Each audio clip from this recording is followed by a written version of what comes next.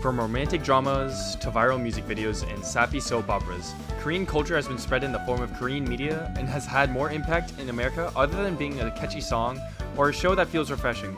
It has also changed the lives of Korean Americans and their quality of life. Now, where did it all begin?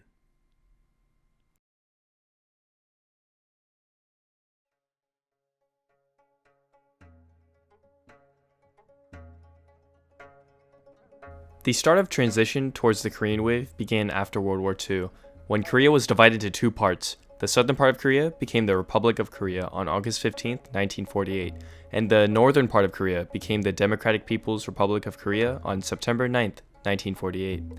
Due to the Cold War period that led to 55,000 deaths, 15,000 immigrants had fled to the United States during the Korean War.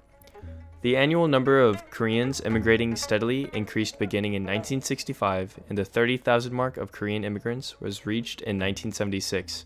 From 1976 to 1990, the largest number of Koreans immigrated to the United States. They are known as the Korean diaspora community.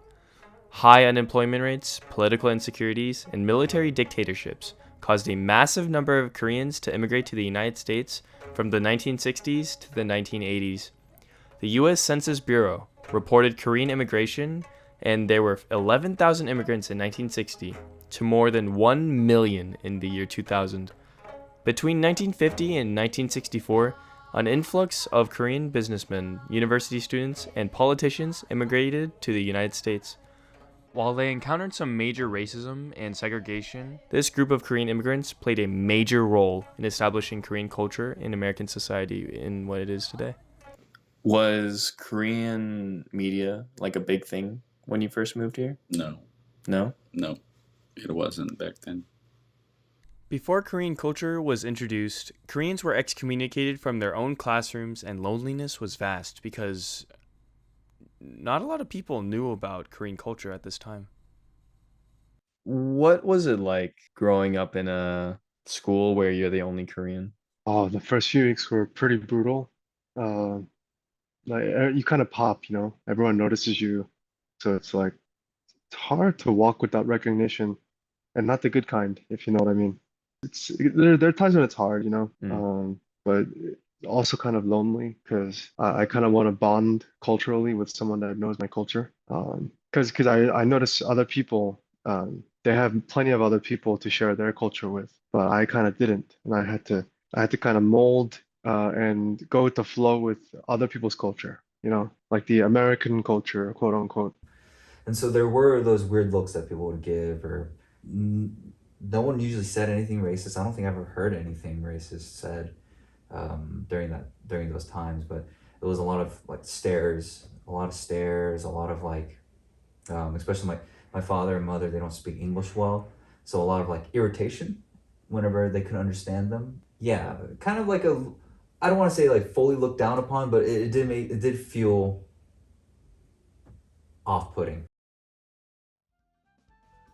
Korean culture did not have much distinction in America around the early 2000s until Psy made a song that took the world by storm, breaking records.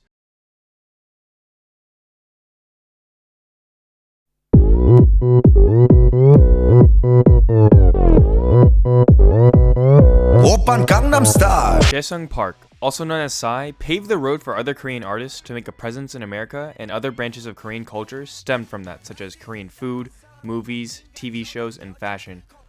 The frontier of Korean media set off a surge in Korean representation in America, and Psy was at the forefront of it. He is a great example of paving the road for other forms of media to be introduced to Western culture, leading to Korean dramas and movies that made their way to big streaming platforms such as Netflix, Hulu, and Disney+. Back then, the thought of a Korean drama being on Netflix was preposterous, but now, K-dramas are the face of Netflix. Korean media has come under the international spotlight several times within the past decade, with several top-of-the-chart media prevailing in popular streaming services. A prime example is the movie Parasite, which won 4 Oscars in 2020. alongside the first ever foreign film to win Best Picture. Squid Game took the internet by storm and streamed for over 1.7 billion hours within the first 28 days of release, officially topping the charts on Netflix. Sweet Home is one of the first South Korean series to ever enter Netflix top 10 in the United States, reaching the top 3. And Train to Busan has won the Cheval Noir Trophy for Best Feature and the Audience Award for Best Asian Feature at the Fantasia International Film Festival. That allowed for other Korean bands such as BTS, Stray Kids, Blackpink, 17,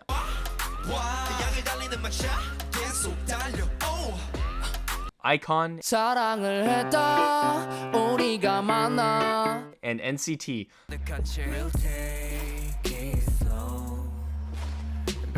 These very new, different genres of music, foreign to what you usually hear in America, it allowed Korean music to gain traction and popularity in America and spread Korean culture as a whole.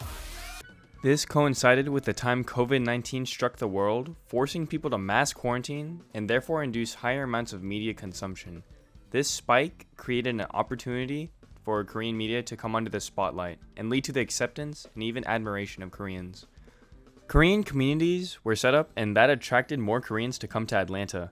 Businesses could establish themselves more liberally and comfortably because more people became aware of Korean culture, not just Koreans. Yeah, I mean, because say like a Korean restaurant came in to business before there was K-pop, it might flourish for a little bit. You know, Korean people sticking up for each other. They might come every once in a while, but you probably wouldn't have seen many American customers come in. And over time, the business would have just gradually collapsed. That particular restaurant would have just closed down, you know? There's not much representation or even knowledge about anything related to Korean culture, and the American population was not very considerate of what Asian culture was about, let alone Korean culture. That was until Korean media took off around 2010, and not only did it help Korean businesses take root in their community and stay in business, it also helped Korean individuals to socialize and make connections with those who are not Korean, to have something to talk about, to connect with. It does, because I'm now more approachable. Just whenever people are familiar with something, you know, like someone that's watching K-drama, even though they're not Korean, because they watch so much of it, it might make me, Korean American, more easy to approach. Most of the time, people come to me about food. You know, we have those foodies out there who watch Korean drama and they watch people eating ramen, you know, like in that very classic way. You know, it's like steaming and all that, very advertised. So there's many ways to connect. I do think K-dramas, the Korean wave, kind of opened that up. Yeah. But I think K-media has helped out. I mentioned earlier, I have a coworker. You know, one of the first things she asked me was if I watched any K-dramas. I personally don't watch many K-dramas, but she named a few that I recognize, and you know, we had a good conversation about that, and that's where I kind of learned about how she prefers Korean dramas because they're more innocent and just more uplifting than American media. And honestly, yeah, it does help me a lot because it gives me opportunity to, you know, like spend time with them, connect with them, you know, and they get to spend time to connect with me and possibly my culture. And so, yeah, I think overall K-media does, in a way, I guess, help my self-image. So I think, yes, it does.